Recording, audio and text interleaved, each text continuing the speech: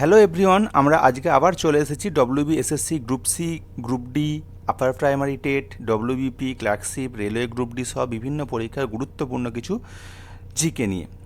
চলো দেরি না করে আমরা শুরু করি গুরুত্বপূর্ণ জিকেগুলোর আলোচনা। দেখো, প্রথম প্রশ্ন কি বলেছে যে নিম্নলিখিতগুলির মধ্যে কোন শহরটিকে ভারতের গোলাপি শহর বলা হয়? আমরা প্রত্যেকেই জানি যে ভারতের গোলাপি শহর কাকে বলে। গোলাপি শহর বলা হয় জয়পুরকে। কাকে বলা হয়? জয়পুর সিটিকে বলা হচ্ছে গোলাপি শহর। রাইট? ওকে, জয়পুরকে আমরা বলছি গোলাপি শহর। এক সেকেন্ড।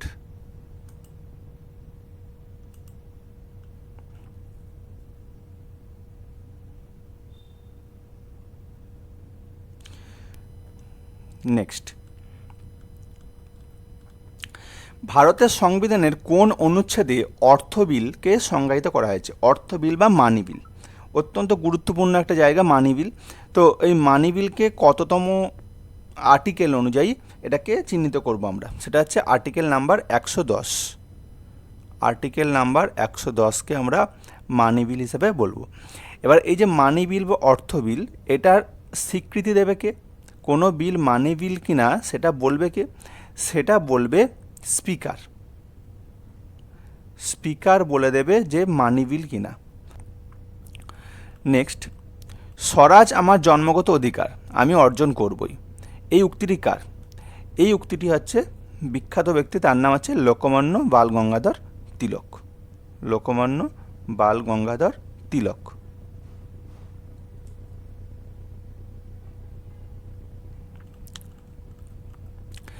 নিম্নলিখিত গ্যাসগুলির মধ্যে কোন গ্যাসটি গ্রিন হাউস গ্যাস নয়? আচ্ছা, অত্যন্ত গুরুত্বপূর্ণ। দেখো, এখানে যে গ্যাসগুলো রয়েছে, কার্বন ডাইঅক্সাইড সবথেকে বেশি গ্রিন হাউস গ্যাস, সবথেকে বড় গ্রিন হাউস গ্যাস। মিথেন, এটাও অন্যতম বড় একটা green house gas. Nitrous oxide, এটাও গ্রিন হাউস গ্যাস। শুধুমাত্র অক্সিজেন যেটা গ্রিন হাউস গ্যাস নয়। অক্সিজেন বা O2 এটা হচ্ছে গ্রিন হাউস গ্যাস নয়। আচ্ছা, পরেরটা দেখো, ডায়াবেটিস রোগ শরীরের কোন অঙ্গের ত্রুটির কারণে হয়? দেখো, ডায়াবেটিস রোগের ত্রুটির কারণ হচ্ছে, সেটা হচ্ছে কিডনি। কিডনির সমস্যা হলে আমাদের ডায়াবেটিস করার প্রয়োজনীয়তা পড়ে। পরেরটা, মহেঞ্জোদারো প্রত্নতাত্ত্বিক স্থানটি বর্তমানে ভারতের কোন রাজ্যে অবস্থিত? মহেঞ্জোদারো এটি বর্তমানে আর ভারতের মধ্যে নয়। ক্লিয়ার? এটি বর্তমানে আর ভারতের মধ্যে অবস্থিত নয়। মানে প্রাচীনকালে এটা অবশ্যই ভারতের মধ্যে ছিল, কিন্তু বর্তমানে এটি অবস্থিত কোথায়? পাকিস্তান। পাকিস্তানের সিন্ধু প্রদেশে এটি অবস্থিত। ক্লিয়ার? আগে ভারতবর্ষে ছিল, কিন্তু বর্তমানে পাকিস্তানে অবস্থিত। ভারতবর্ষে এই হরপ্পা সিন্ধু সভ্যতা এই সিন্ধু সভ্যতার কিছু শহর হচ্ছে ভারতবর্ষে অবস্থিত রয়েছে। গুজরাটে যেমন বেশ কিছু আমরা শহর দেখতে পাবো, সিন্ধু সভ্যতারই কিছু শহর দেখতে পাবো, যেমন ধরো লোথাল রয়েছে।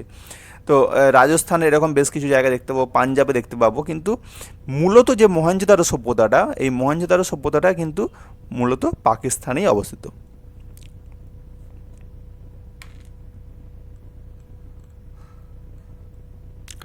পরেরটা, ভারতের কোন প্রতিবেশী দেশের সাথে দীর্ঘতম স্থল সীমান্ত রয়েছে? ভারতের সঙ্গে বাংলাদেশের স্থল সীমান্ত সব থেকে বেশি। দৈর্ঘ্য হচ্ছে 4096 কিলোমিটার। ওকে, তাহলে ভারতের সঙ্গে প্রতিবেশী দেশের সব থেকে দীর্ঘতম স্থল সীমান্ত রয়েছে বাংলাদেশের। আচ্ছা, এবার হচ্ছে আরেকটা প্রশ্ন এখান থেকে আসে যে পশ্চিমবঙ্গের সঙ্গে কত কিলোমিটার দৈর্ঘ্য? পশ্চিমবঙ্গের সঙ্গে একমাত্র বাংলাদেশের দৈর্ঘ্য সবথেকে বেশি, সীমান্তবর্তী দৈর্ঘ্য সবথেকে বেশি, 2276 কিলোমিটার। এটা কথা কার মধ্যে? এটা হচ্ছে বাংলাদেশ আর পশ্চিমবঙ্গের মধ্যে।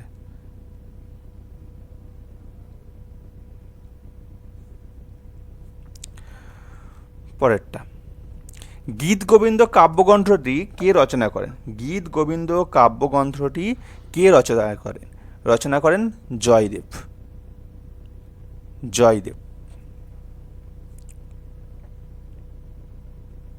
আচ্ছা, এখানে দেখো বাণভট্ট রয়েছে, বাণভট্টর হর্ষচরিত অত্যন্ত গুরুত্বপূর্ণ। কালিদাসের অনেক বই রয়েছে, যেমন অভিজ্ঞান শকুন্তলম রয়েছে, মেঘনাদ রয়েছে, ঠিক আছে, মেঘনাদ বধ কাব্যগ্রন্থ, এরকম অনেক কাব্যগ্রন্থ রয়েছে। ভারতের কোন রাজ্যে লুনি নদী প্রবাহিত হয়? লুনি নদী প্রবাহিত হয় রাজস্থান রাজ্যের মধ্য দিয়ে, এবং লুনি যেটা কারণে গুরুত্বপূর্ণ সেটা হচ্ছে কি না, এটা হচ্ছে অন্তর্বাহিনী নদী।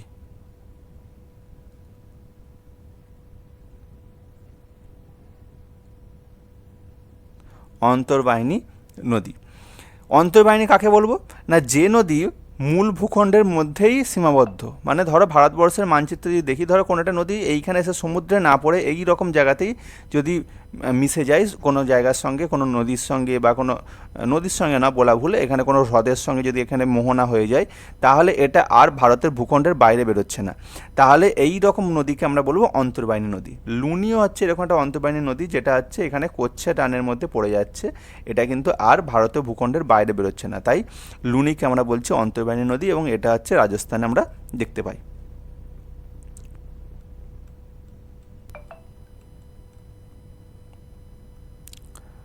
পরেরটা, কোন ভিটামিনের অভাবে রিকেট রোগ হয়? রিকেট রোগের কারণ হচ্ছে ভিটামিন ডি, ভিটামিন ডি। আচ্ছা, ভিটামিন এর কারণে যে রোগ হয় সেটা কি? রাতকানা।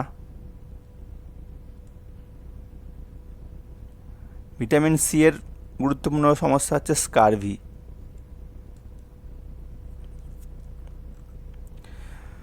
ভারতের প্রথম মহিলা রাজ্যপাল কে ছিলেন? ভারতের প্রথম মহিলা রাজ্যপাল কে ছিলেন? আচ্ছা, মহিলা রাজ্যপাল যদি বলে সেটা হয়ে যাবে সরোজিনী নাইডু। মহিলা রাজ্যপাল সরোজিনী নাইডু। সূর্য থেকে পৃথিবীর দূরত্ব প্রায় কত কিলোমিটার?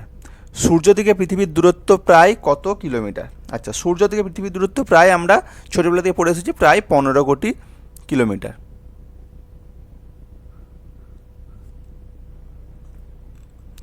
পরেরটা, নিম্নলিখিত কোন পদার্থটি বিদ্যুৎ পরিবাহী নয়?